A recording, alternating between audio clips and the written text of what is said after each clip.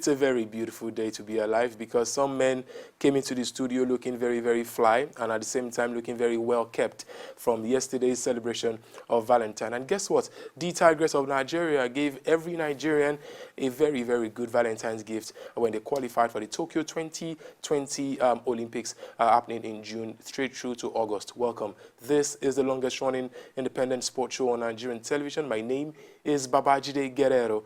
And yes, it's a good day to be alive. My boys are fine on all cylinders. We'll go for a quick break. When we return, we talk about everything football and sports in general.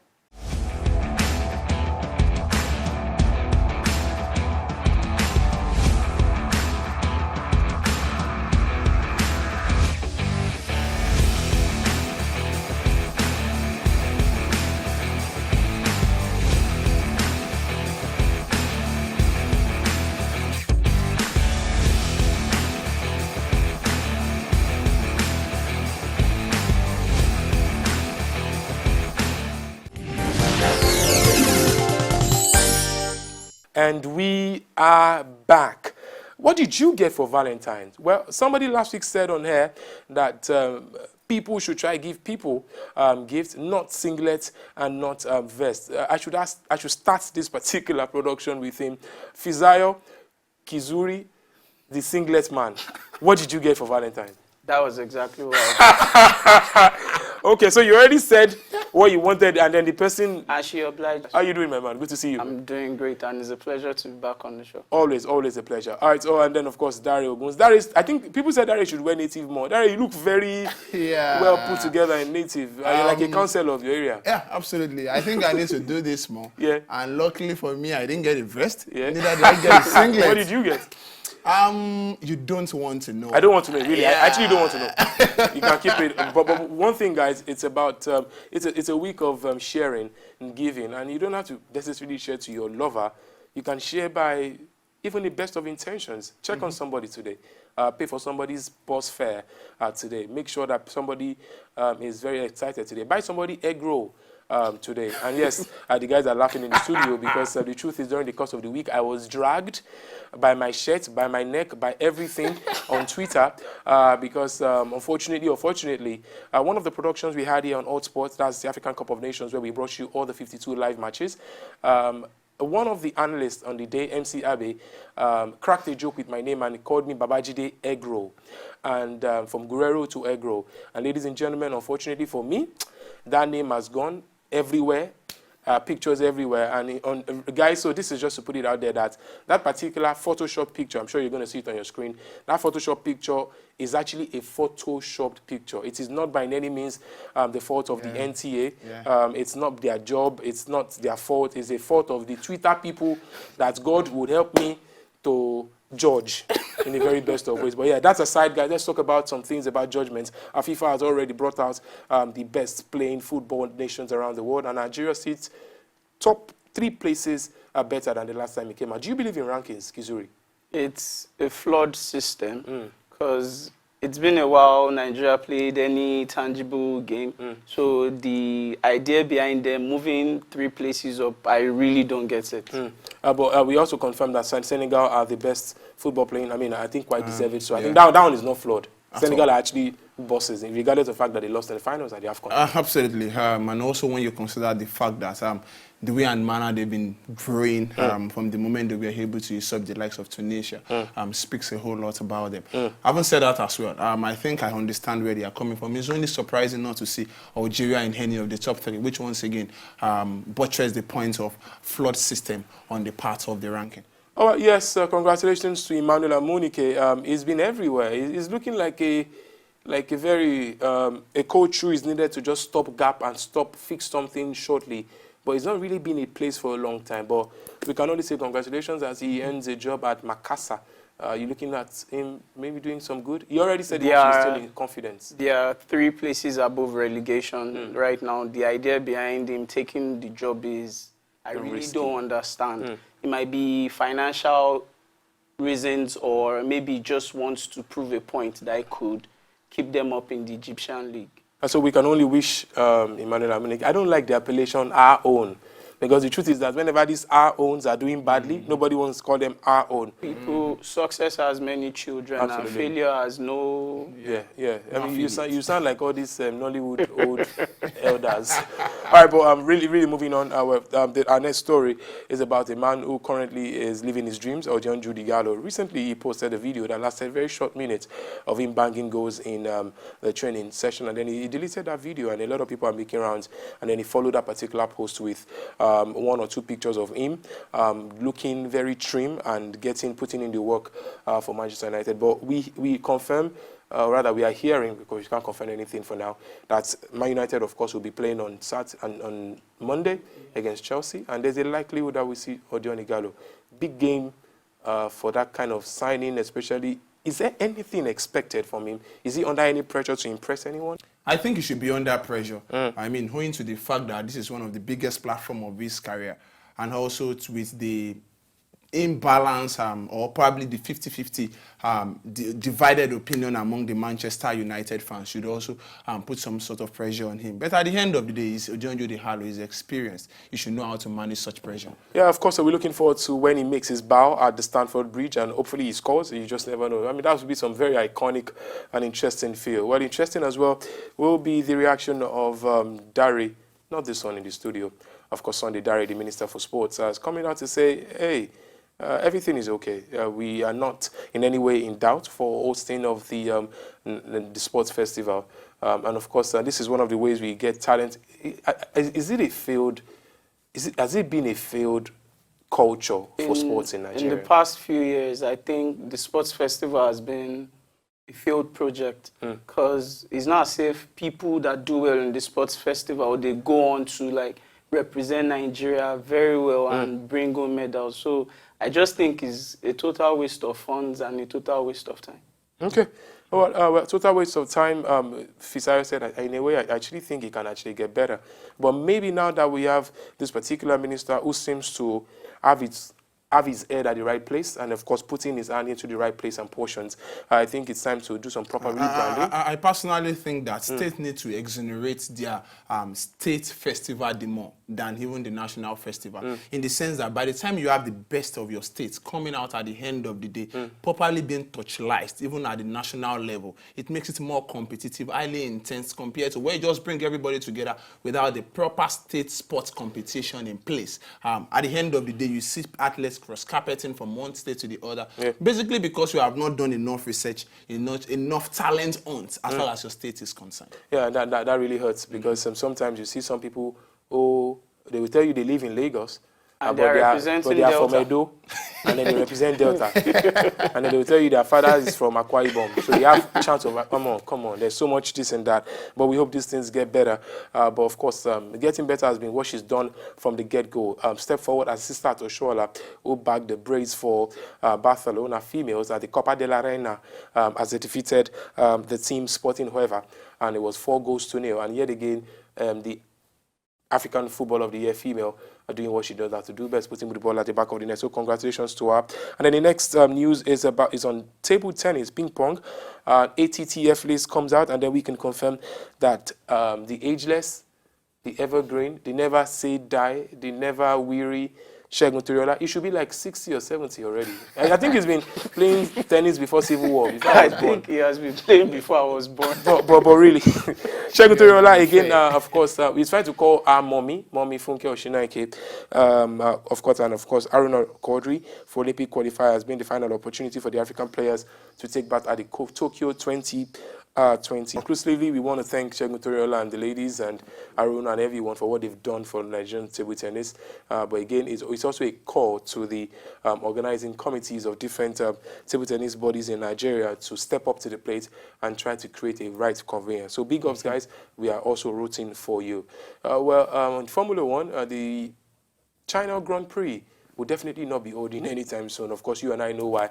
It's the outbreak of the coronavirus that is really, really causing a lot of harm to any form of life and living over there in the Asian part of the world. And we hope and pray that this particular damage is curbed, and then there's a cure for it as soon as possible. And that I say with every sense of humility and pride in the race of humanity.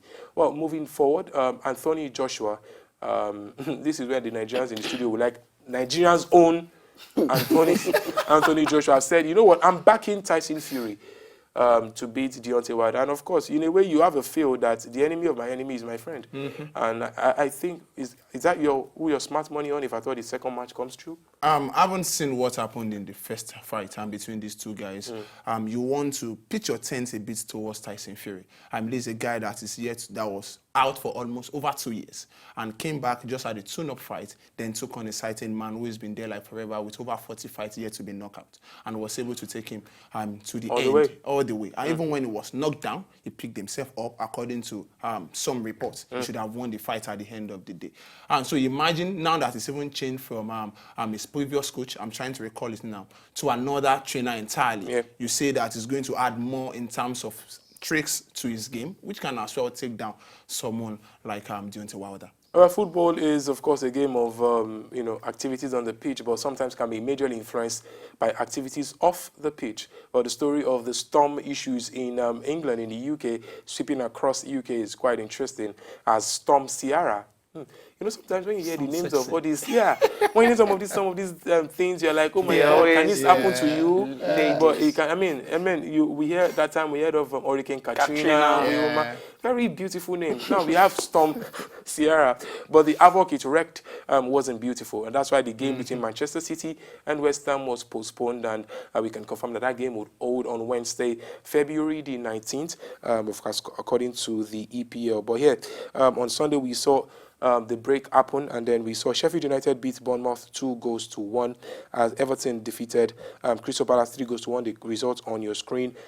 Today we will see Southampton play Burnley, and Norwich, who are desperately looking for points, will play Liverpool, who are a juggernaut of absolute destruction now. On Sunday, we'll see Aston Villa play Jose Mourinho's Tottenham Hotspur. Of course, you know that Jose Mourinho is the adopted father to Monsurat, who is one of course, our own here at the HotSports. Of course, Monsurat is watching right now, and she'll be saying, hey, go, Dad. Not the real dad, Jose Mourinho.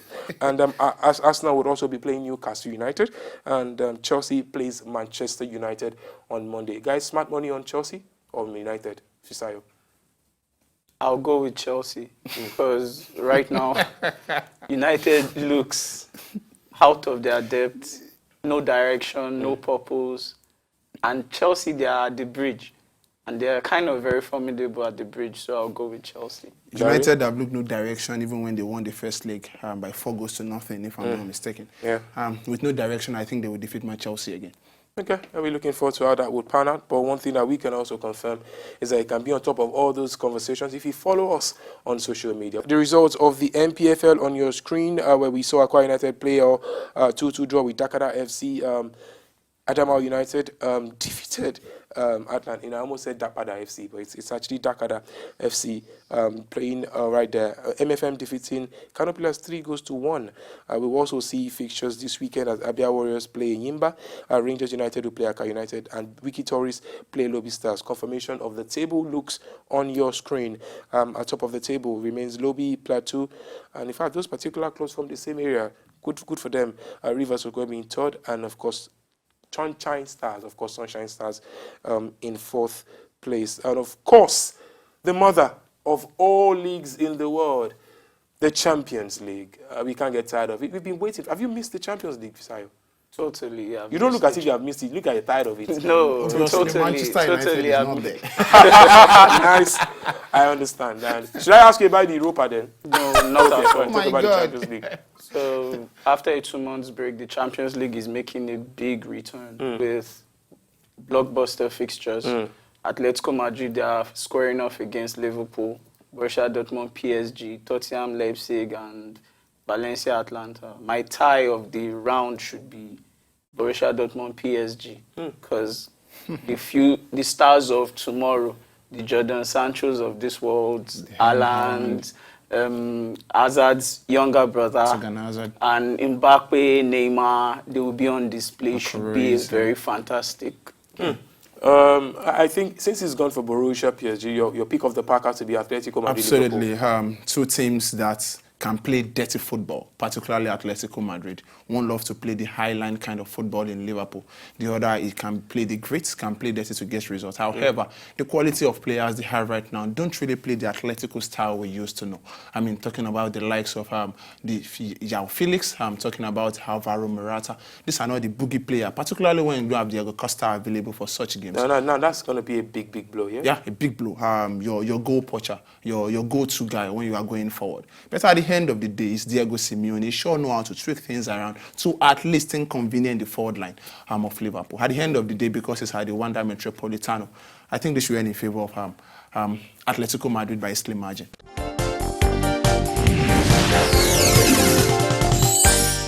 Recently, during the course of the week, it was confirmed to us that the NFF has appointed former Super Eagles captain Joseph Yobo as the assistant coach to the Super Eagles of Nigeria. And this particular news broke out, and it was greeted and met with a lot of yeah or there, a lot of this, a lot of that. But what do you think? How about you whip out your phones and text us? Let us know what exactly is on your mind as regards this particular topic that we're about to chew on, because we are asking you guys, and I'm asking the gentleman in the studio as well. Is Joseph Yobo, does he deserve that shot, that very prestigious shot? Does he deserve it? Does he merit it? That's the question we're asking on the big story today.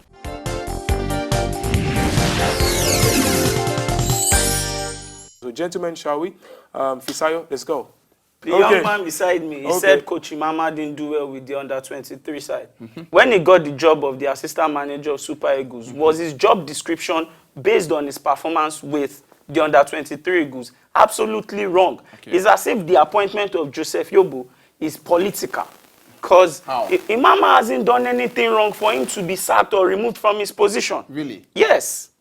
So I still don't understand the rationale behind a man who was given a lesser job to do in under-23. One would have thought that without the supervision of head coaching coach should do a better job. Now that he has the opportunity, he failed to qualify Nigeria for the Olympics. The last time we were there, I mean, we came back with a bronze medal. Now he can't even do the job. Then you expect the national team to be entrusted in the absence of It shows lack of organization from the NFF. Okay. Let me give you an instance. Okay. When Gary Neville was assistant manager of the Three Lions, they didn't demote him to go and coach the under-20 or under-19. No. That wasn't the job description That wasn't the job description Imama got from the NFF. That wasn't the job description he got from the NFF. When Stephen Keshi was the coach of the Super Eagles of Nigeria, he also managed the chanting. That wasn't part of his job description. He decided on his own to take the job. You are indicting the NFF indirectly. No, I'm not. It shows lack of organization and lack of proper planning. Most of the time, why would you entrust one job to someone and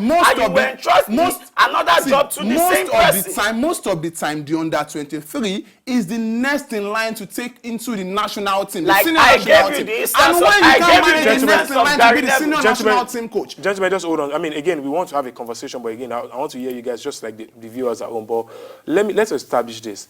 Was it written, or rather, is it stated in his contract, Imama Amina, that he has to take care of the job of another and he has to be used as a yardstick in knowing whether or not... Judging what do you mean? One at a time, please. Let him start. Dari, please. I don't understand what you mean by used as a yardstick. Someone failed and he was let go. He was on a national assignment. If he knows it's not part of his job, he shouldn't have taken it in the first place. Whether it's part of the yardstick or not, it should never be in the conversation. If you are in an organization and your boss... If you are in an organization and your boss tells you against your will to do a job for the company, won't you do it? He was put in a very tight position. He shouldn't have done it in the first place.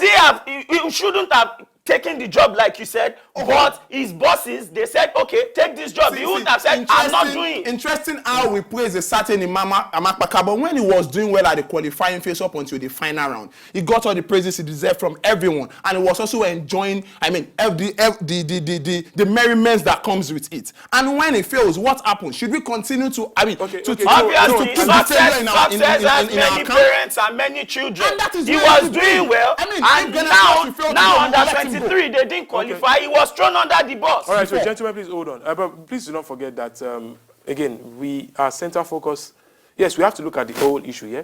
But our central focus is not on Imama, but on the man replacing him, Yobo. So now let us shift that conversation. Joseph Yobo as a footballer, we know. Joseph Yobo as a coach. Joseph Yobo, the player we know, the fantastic captain that led the country to the Nations Cup. But Joseph Yobo, the manager, we don't even have an idea what he's bringing to the table.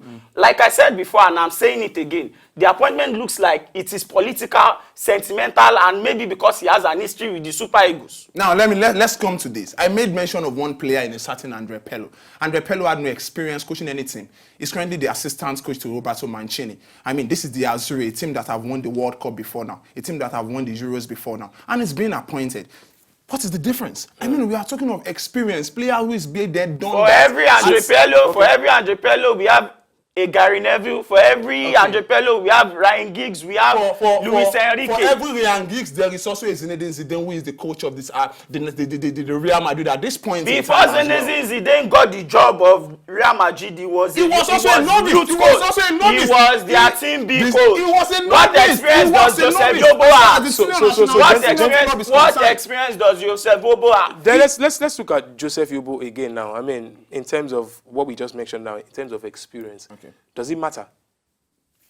Come on. I mean, we are talking about an assistant coach here. Okay. What this simply so you're not means, expecting him to really do much, yeah? So what you are trying to say is assistant managers now, they are just figureheads. They don't have to do anything. You are saying you are talking about an assistant coach now. You are not even allowed me. All right, so let's hold on, Dari. Fisayo, please hold on. Let's As an react. assistant coach, the first thing you do is to analyze objectively to your coach. And if you are able to do that, definitely if your coaches fail, then you are failed as well. Your coach's failure is your failure. So tell me what Joseph Yobo has analyzed before for him to have gotten the job. You will definitely start from somewhere. So it is a gamble which is not worth it.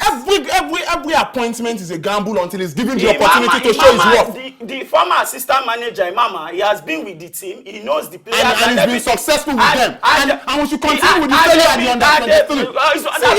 The Super Eagles. It's interesting how he's under 23 Super Eagles. Gentlemen, we have to drop it. We have to drop that particular thought right here, and we have to also round it off at this time. Yes, I told you should get ready for a very, very passionate delivery by these two gentlemen, and of course we've been getting that kind of review so far. So we'll go for a quick break.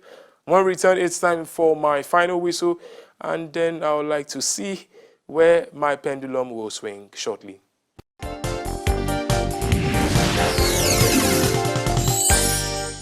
So we are back. The gentlemen have delivered what is a very, very passionate conversation, and I really, really like it. And I did enjoy the particular back and forth, I must say. I'm sure you enjoyed it as well. So do well to go leave your comments on our social media platform right on your screen at YouTube, at HotSports NG at the comment section. We'll be expecting and looking forward to hearing from you. Well, my final whistle is going to be a little bit imbalanced or balanced, if depending on the angle you are seated at. For Joseph Yobo, does he deserve it? Deserve is a relative word. Has he done well to end the sport? Maybe another angle to look at. But will his influence on the team, will he have a matter? I think so. As a former celebrated player, maybe the player can draw influence and inspiration and motivation from that kind of stature. I mean, that's a man who won the Nations Cup. He just doesn't fall on your lap now, does he? But on the place of, that's in the case of Dari, but in of Fisayo, he thinks experience is everything. And in a way, in football, yes, in a way. This is a man who is an absolute greenhorn, is naive. Yes, he was a fantastic footballer. We saw him play in Fenerbahce and Everton. But as a manager, it's a different kettle of fish entirely. But I think the good thing is that he has a general that could put him through the ropes. But then you should ask yourself, is a big setup like the Super Eagles of Nigeria where you learn the ropes or where you pick everything you've learned and pour it in there? So chicken and egg, you'd say. So how about you go on our social media platform? Let us see what exactly your thought is, and of course, drop your message. Gentlemen, the only message I have for you is thank you. Thank you very much for leaving your Valentine weekend and coming to the studio. I can see the way you're smiling. You can't wait to get back. But it's okay. To wear a singlet. Yes, to wear your singlet. Yes, and to meet Madam. Okay, all right. So yeah, happy Valentine's Day to you, Madam. Yeah, good. And then, Dari, how about you? Yes, last week it was about Igalo. This week is about yourself, Yobo. Yeah. I'm beginning to suspect it's never in Nigeria. Very possible. All right, for us from here in HotSports, from me, Babajide Guerrero, it's happy Valentine's Day to you and yours. Yes, although belated, it was yesterday, but guess what? The feeling of showing love and care and affection to people around you is not timely. It is indeed timeless. We have to continue showing love and affection. It is on that note that I want to leave it here and say thank you very much to the production team and to you, the viewers, who really have given us the privilege of having your time. How about you take care of yourself and look after each other? Do not do to others what you won't like to be done to you. Bye for now. My name is Babajide Guerrero.